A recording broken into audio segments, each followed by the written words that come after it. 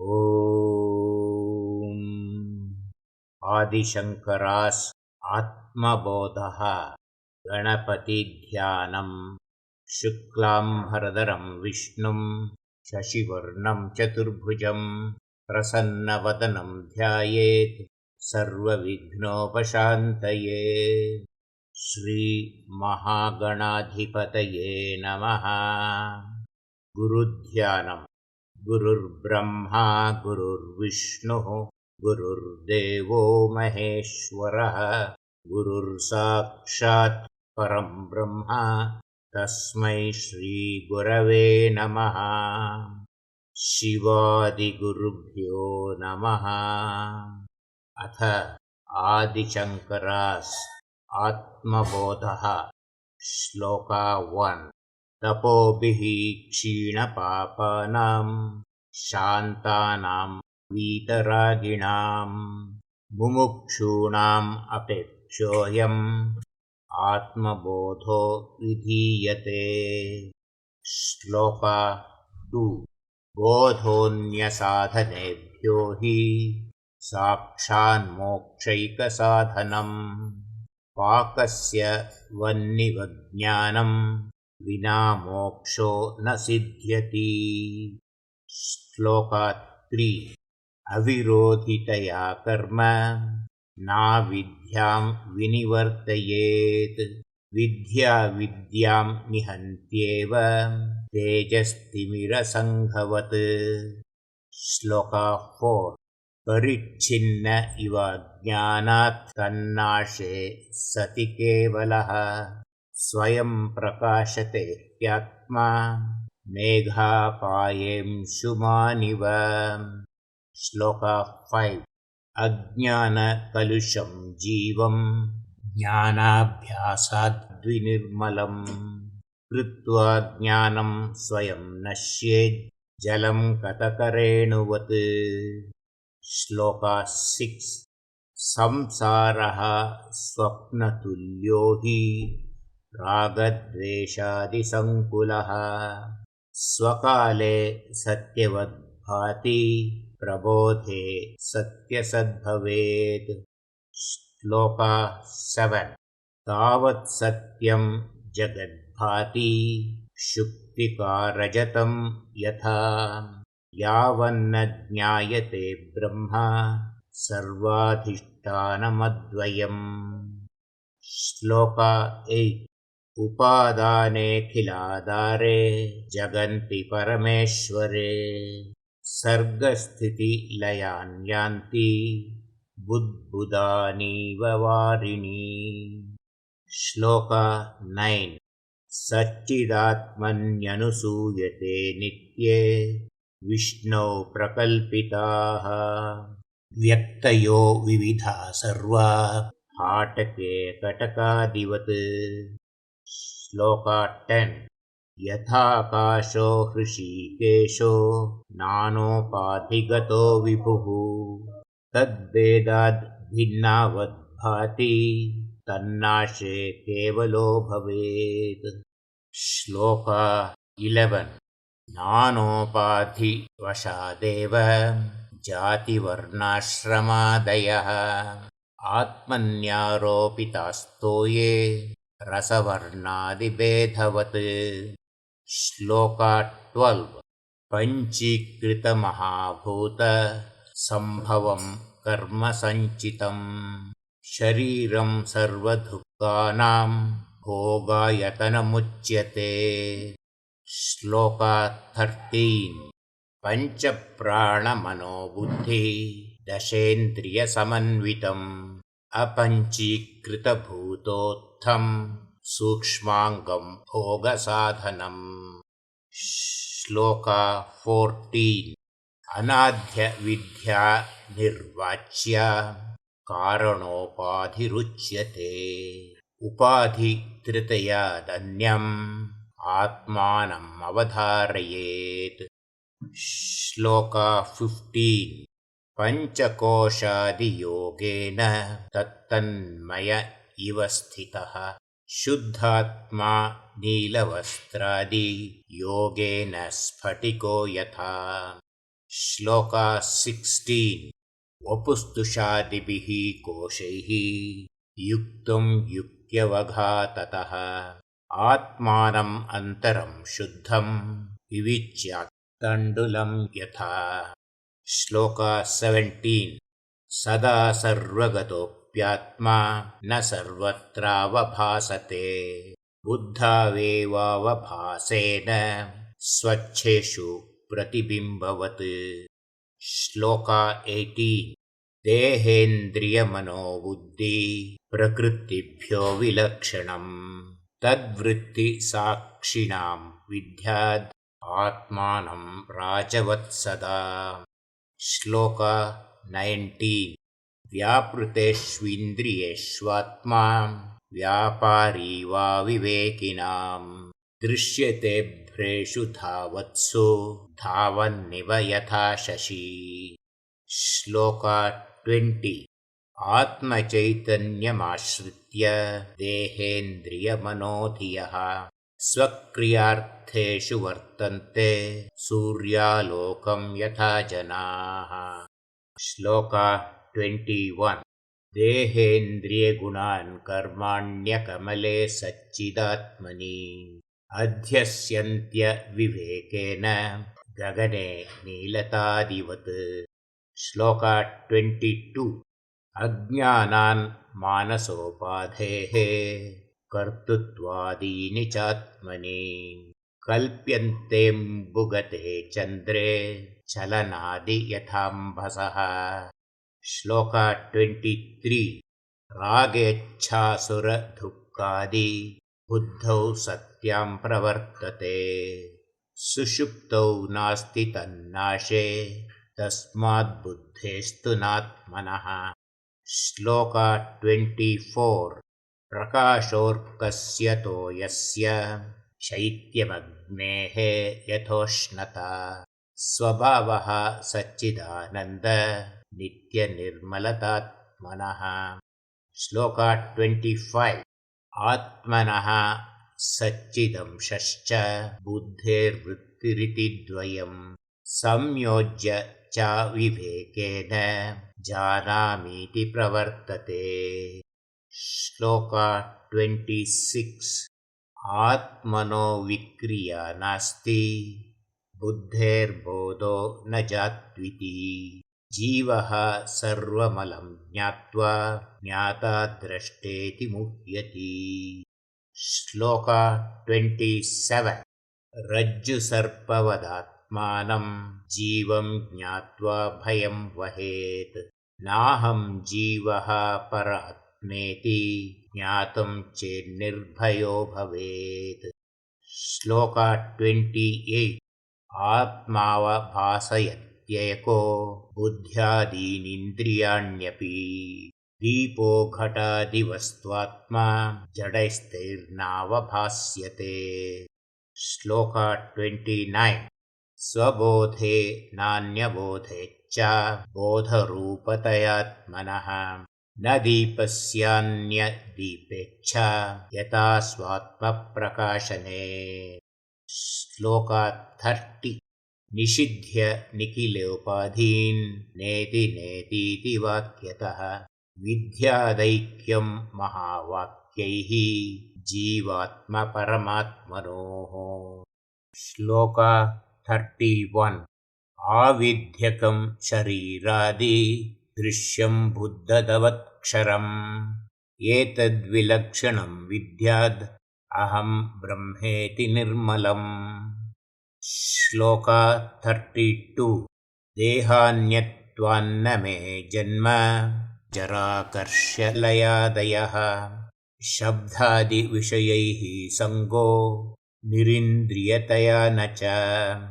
श्लोका 33 अमनस्त्वान्न मे दुःख रागद्वेषभयादयः अप्राणो ह्यमनाः शुभ्र इत्यादि श्रुतिशासनात्। श्लोका 34 एतस्माज्जायते प्राणो मनः सर्वेन्द्रियाणि च खं वायुर्ज्योतिरापः पृथ्वी विश्वस्य धारिणी निर्गुणो निष्क्रियो नित्यो निर्विकल्पो निरञ्जनः निर्विकारो निराकारो नित्यमुक्तोऽस्मि निर्मलः श्लोका 35 अहमाकाशवत् सर्वं बहिरन्तर्गतोऽच्युतः सदा सर्वतमः सिद्धो निस्सङ्गो निर्मलोऽचलः श्लोका 36 नित्यशुद्धविमुक्तैकम् अखण्डानन्दमद्वयम् सत्यं ज्ञानम् अनन्तं यत्परं ब्रह्माहमेव तत् श्लोका 37 एवं निरन्तराभ्यस्ता ब्रह्मैवास्मीति वासना हरत्य विद्या विक्षेपान् रोगानिवरसायनम् श्लोका 38 विविक्तदेश आसीनो विरागो विजितेन्द्रियः भावयेद् एकमात्मानं तम् अनन्तमनन्यधीः श्लोका 39 आत्मन्येव अखिलं दृश्यं प्रविलाप्य धिया सुधीः भावयेदेकमात्मानं निर्मलाकाशवत् सदा श्लोका 40 रूपवर्णादिकं सर्वं विहाय परमार्थवित् परिपूर्णचिदानन्द स्वरूपेणावतिष्ठते श्लोका 41 ज्ञातृज्ञानज्ञेयभेदः परेणात्मनि विद्यते चिदानन्दैकरूपत्वाद् दीप्यते स्वयमेव तत् श्लोका 42 एवमात्मारणौ ध्यानमथने सततं कृते उदितावगतिर्ज्वाला सर्वाज्ञानेन्धने दहेत् श्लोका 43 अरुणेनेव बोधेन पूर्वं सन्तमसे हृते तत आविर्भवेदात्मा स्वयं एवांशुमानिव श्लोका 44 आत्मा तु सततं प्राप्तो अप्यप्राप्तवदविद्यया तन्नाशे प्राप्तवद्भाति स्वकण्ठाभरणं यथा श्लोका 45 स्थाणु पुरुषवद्भ्रान्त्या कृता ब्रह्मणि जीवता जीवस्य तात्विके रूपे तस्मिन् दृष्टे निवर्तते श्लोका 46 तत्त्वस्वरूपानुभवाद् उत्पन्नं ज्ञानमञ्जसा अहं ममेति चाज्ञानं बाधते दिग्भ्रमादिवत् श्लोका 47 सम्यग् विज्ञानवान् योगी स्वात्मन्येवाखिलं जगत् एकं च सर्वमात्मानं ईक्षते ज्ञानचक्षुषा श्लोका 48 आत्मैवेदं जगत्सर्वम् आत्मनोऽन्यन्न विद्यते मृदो यद्वद्घटादीनि स्वात्मानं सर्वमीक्षते श्लोका 49 जीवन्मुक्तस्तु तद्विद्वान् पूर्वोपाधिगुणां त्यजेत् सच्चिदानन्दरूपत्वात् भवेद् भ्रमरकीटवत् श्लोका 50 तीर्त्वा मोहार्णवं हत्वा रागद्वेषादिराक्षसान् योगी शान्तिसमायुक्त आत्मा रामो विराजते श्लोका 51 बाह्या नित्यसुखासक्तिं हित्वात्मसुखनिर्वृतः घटस्थदीपवत्स्वस्थः स्वान्तरेव प्रकाशते श्लोका 52 दीपवच्चश्वदन्तरेव उपाधिस्थोऽपि तद्धमैर्रलिपो व्योमवन्मुनिः सर्वविन्मूढवत्तिष्ठेद् असक्तो वायुवच्छरेत् श्लोका 53 उपाधिविलयाद्विष्णौ निर्विशेषं विशेन्मुनिः जले जलं वियद्योम्नि तेजस्तेजसि वा यथा श्लोका 54 यल्लाभान्नापरो लाभो यत्सुखान्नापरं सुखम् यज्ञानान्नापरं ज्ञानं तद्ब्रह्मेत्यवधारयेत् श्लोका 55 यद्दृष्ट्वा